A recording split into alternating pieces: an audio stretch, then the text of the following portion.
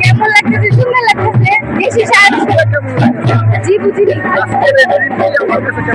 আচ্ছা, ভালো লাগতেছে। বাংলাদেশি একটা প্রোগ্রাম, বাংলাদেশি একটা ঐতিহ্য, ভালো লাগতেছে। কোথায় পড়াশোনা করেন? Nursing college, nursing institute Bauphal. আজকে যে উদযাপনটা আসলে মানে কি অনুভূতিটা?